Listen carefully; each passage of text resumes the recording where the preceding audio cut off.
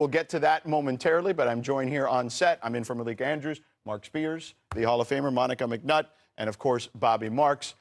So before we get to the Terry Rozier situation, I'd just be curious to get kind of your thoughts, Bobby, on just kind of where all that stands at the moment. Yeah, listen, he went through in Raymond today in Brooklyn here. I think, and we're going to talk about it throughout the show here, I think there was some lingering questions as far as the non-court situation here, as far as the ability of Miami to be able to use him in a trade.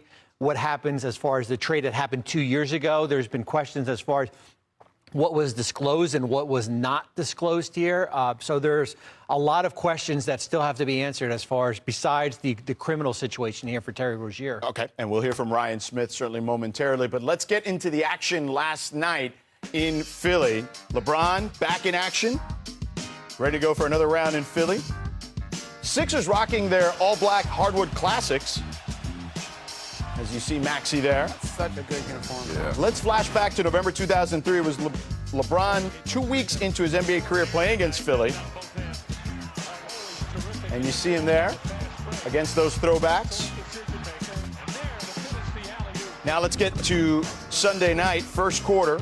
LeBron flying down the lane for the tomahawk, Monica.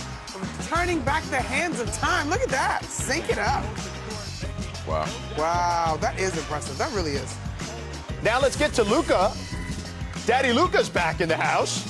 Recorded his 49th career 30-point triple-double, now only trailing Oscar Robertson for most in NBA history. Is that what you call him, Daddy Luka? That's what I'm calling him now. Fourth quarter, Sixers down 4. Tyrese Maxey in action here. Gets the midi. Philly within 2. He nice. A few minutes later, Luka showing off the mid-range.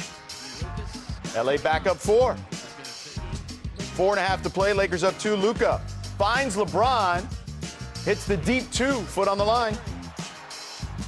Minute and a half left. Philly down 2. Joel Embiid goes to work. Free throw line jumper is pure. Game tied at 105. Then it's Bron time.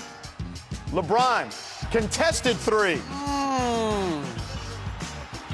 And then, after an empty Philly possession, LeBron, again, step back. You got it. Okay, young fella. James finished with a season-high 29, also added 7 rebounds, 6 assists. Lakers get the win. Here's LeBron after putting his crown on after the game. All right, last one. Did I see a finisher and a crown celebration on that last one? Absolutely. I messed it for the first time in my life. Needed to. Yeah, I needed to. I had that moment. That was vintage bronze, so, we're happy he was there to save us. He had an amazing game, obviously amazing fourth quarter. I think it was 2 or 3 baskets was insanely important for us. So he just decided the game. So I've had so many of those moments there. It never gets old, and, that's the one thing you won't be able to get back when you're done playing is that arena. That excitement of going out and either the excitement or the boos and the cheers or whatever the case may be, you'll never be able to get that back once you're done playing. All right, Mark, I'm going to start with you. What did the old man show you last night? No, previously on NBA Today, I said he's a man and he's not a machine, and perhaps we're seeing some chink in his arbor. Boy, that man was Drago'd last night, Yep. man. I mean, that was vintage LeBron. He was amazing. And the good thing is when you have Daddy Luka, as you called him. Oh, my gosh. Austin Reeves. Perk called him Skinny Luka, so I'm calling him Daddy Luka. Fair enough.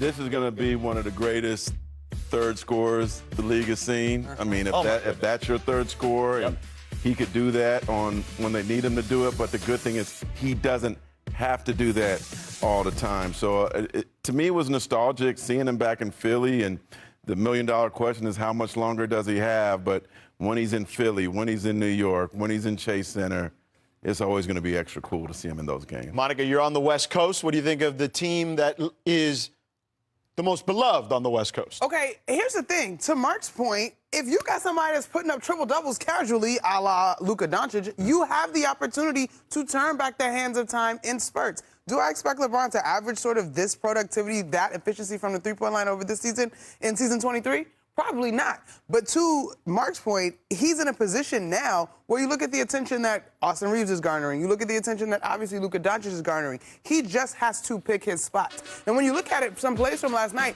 this is Austin Reeves operating in that pick and roll, right? There's LeBron. It's a give-and-go situation. The defense actually probably for the first time in however long almost loses track of LeBron James, and that allows you to set up for this easy play at the rim. That's a high flyer. He's always been a terrific facilitator. We know that about his game, and that has stood the test of time. Same thing here. You decide to leave LeBron James covering the pick and roll or the screen action? Like, I think for me, he is taking advantage of his teammates, the attention that they garner, and we all know his basketball IQ is outstanding, so he's going to be able to find his spots. I thought him being out the first month of the season was probably the best thing for LeBron. And, of course, he has mentioned it as far as getting his lungs back, as far as getting back into shape here. I think it's basically going to prolong him this year as far as the level of play. And you can look back before that game and what he did in Toronto and certainly struggled. And the scoring streak was snapped the next game here. But the fourth quarter last night was vintage LeBron. Remember, this is a player that shot 7 of 26 from 3 prior to last night. Last night, 4 of 6 from deep. And I just thought you saw a little bit more fresher. I thought the legs were there. And as you can see, that last play, backing down Quentin Grimes. Yeah. People were saying, wait a minute, that's an offense. Wait, no, he's just bigger. Yeah. He's just bigger and stronger here. Yeah. Well, he also told Mike Trudell in the postgame walk-off, I was watching it, he said he's got his legs, right? He felt fresh. And it was the first time he had felt that, it seemed like, or at least he had implied that was the case for the first time this season. So good stuff from LeBron for sure. All right, we have breaking news again here. As I mentioned earlier, Heat guard Terry Rozier appeared in federal court this afternoon in Brooklyn on charges that he helped gamblers placing bets on his performance in NBA games while he was a member of the Charlotte Hornets. Rozier has denied any wrongdoing and is currently on leave from the NBA. ESPN legal analyst Ryan Smith joins us now. Ryan, can you walk us through what exactly is happening with Rozier's arraignment today, or what has already transpired? Yes, George, he's already pled not guilty in this case. What happens is he went into court today. The judge had him in there, identifies him. He pleads not guilty. They confirm his bail, his bond positions, things that he has to do while he's out on bond. And this is the official tip-off of the case. So now we can get started with moving his case forward to the court system. And that's what happened today. That whole thing takes 20 to 30 minutes. But the big news is Rozier pleading not guilty. So, Ryan, what's next for Rozier and what's at stake as the process plays itself out? So what's next is they're going to have a status conference. The defendants in this case are all going to get together with the judge. They're going to talk about the next steps in terms of timing. When is discovery going to be provided, which is a big deal in this case because it allows the defense to see what the prosecution has on Rozier and these other defendants. And then it's about trying to figure out how the case moves forward. Now, you talk about what's at stake. There are 2 charges here. Conspiracy to commit wire fraud and conspiracy to commit money laundering, and each carries a maximum of 20 years in prison if convicted. Now, that if convicted, it's not necessarily that he would see that much time, but I think the key takeaway is it is prison time in this case, and that's why what he finds out in discovery will be so important so his defense can start trying to figure out how to fight these charges. Wow. Well, we'll certainly keep a close eye on it. Ryan, thank you for the time. Appreciate it. Sure thing, George. So today, Terry Rozier was arraigned in federal court for his alleged participation in a betting scheme on March 4th. All defendants are due back in court for a case status update, including Chauncey Billups. And next September is when U.S. District Judge Ramon Reyes will start the trial. All right, here's our big 3 as we get back to basketball. Big plays from the weekend. You got hot. Matas Buzelis. Check out this. Hey. Oh, hello. Oh, Back man. Probably one of the few good things we've seen in Chicago. Okay, Bobby. Because I was like, what happened in this game again? That's okay. We'll just enjoy this highlight.